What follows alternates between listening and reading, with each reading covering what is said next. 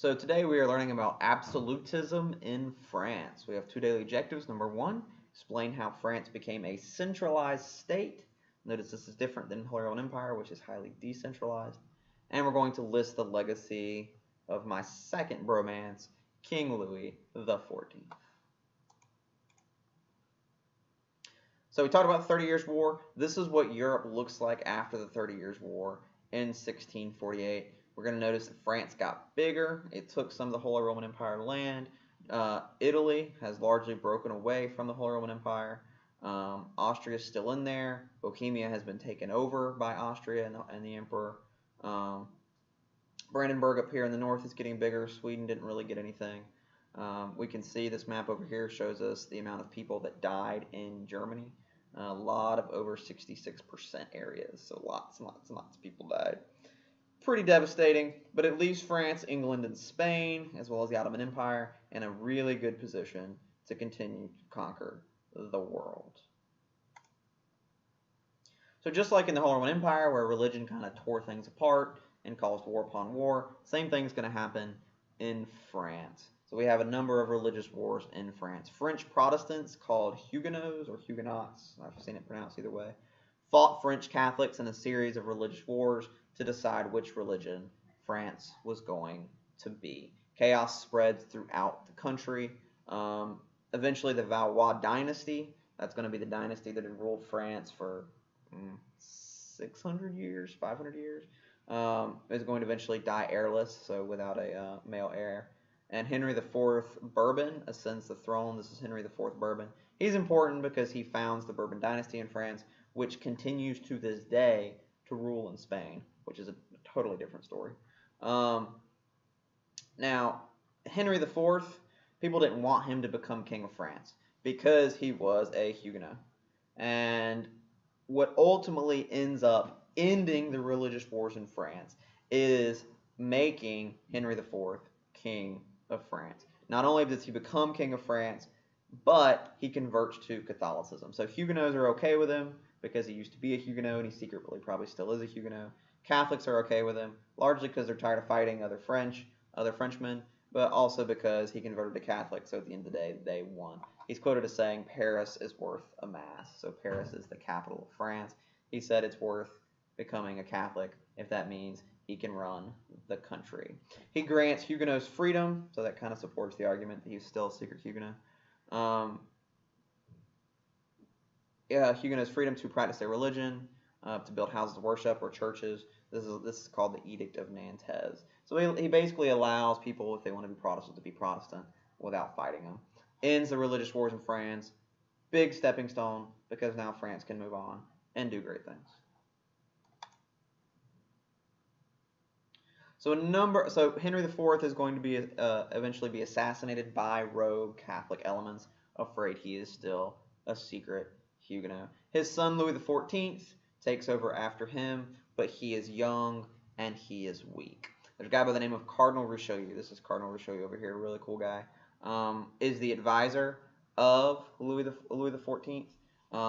He basically rules the country in Louis XIV's stead while he is young and weak. Richelieu does a number of things to consolidate the king's power over the French government. So this is how they become centralized. Richelieu orders the nobles to tear down their castles. He prevents the construction of walls around Huguenot cities. He gives gentry, so that's people who have earned their wealth and position, didn't inherit it. He gives gentry government offices instead of nobles. And finally, he plots against the Holy Roman Empire. That's the Habsburgs. That's the dynasty, the family name. The most powerful dynasty in Europe, and the rulers of Spain, and the Holy Roman Empire. So Cardinal Richelieu, notice he is a cardinal. That means he's a Catholic. So we have a Catholic raising the next king of France, which makes the Catholics happy, makes the Huguenots, the Protestants, unhappy. But he does a number of things politically to strengthen the crown's position in the kingdom. So Louis XIV does grow up. He was greatly benefited by the work of Cardinal Richelieu. Cardinal Richelieu dies and is replaced by another cardinal by the name of Cardinal Mazarin. Cardinal Mazarin and Louis XIV successfully end the 30 Years' War to France's benefit. As we have discussed, they get lots of territory as a result of the 30 Years' War, which is a great thing for France. Louis and Mazarin weaken the power of the nobles again by continuing to replace them with gentry. This is known as intendants, or the intendant system. Basically, once again, people who are educated, people who have earned their position, get to have important jobs, not people who inherit them. In an effort to grow the power of France, Louis XIV is going to appoint a guy by the name of Jean Colbert as Minister of Finance. Colbert believed in mercantilism, and we've talked about mercantilism before. This is Louis XIV, styling and profiling. That hair is crazy. So we've talked about mercantilism before. Basically, you've got mother country on one side, you've got colonies on the other. Mother country sells manufactured goods to the colonies. Colonies sell resources to the mother countries, which then turn them into manufactured goods and sell them back to the colonies. The French are going to do things a little bit differently with mercantilism.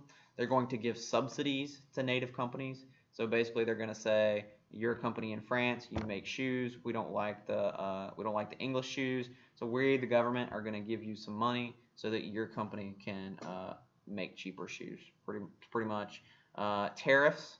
So tariff basically means that if you're going to import English shoes, we're going to put a special tax on those shoes, and that's going to make those shoes more expensive. So people are going to buy the French shoes instead of the English shoes. So they are going to put tariffs on foreign goods. They're also going to encourage the resettlement of citizens in French colonies. If you're poor, you live on the side of the street, we'll give you this ticket to get on this boat. You can go live in Canada.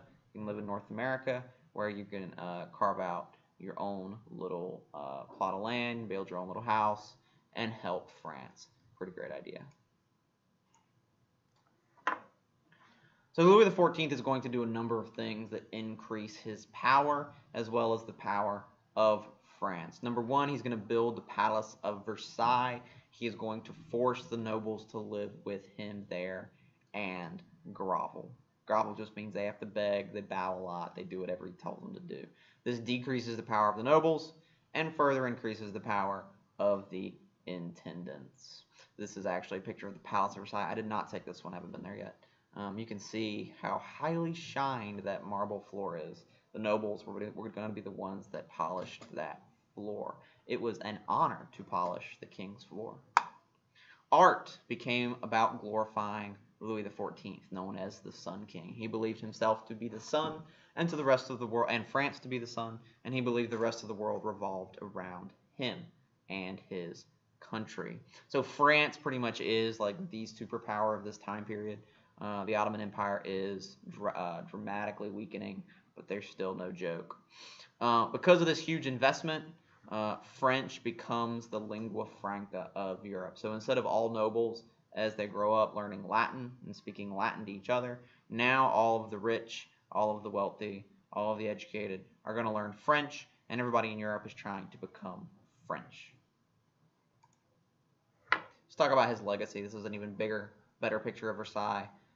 It is drawn, obviously, but it shows the gardens and the fountains and everything.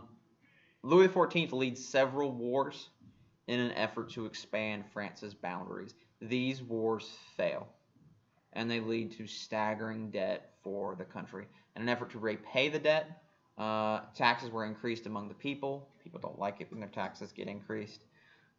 His grand expenditures, like the Palace of Versailles and his wars and all this money he was pouring on art, left France as the cultural and military center of Europe for a time. France is, in fact, the most powerful state in the world. Take a few minutes, answer your 2 daily objectives.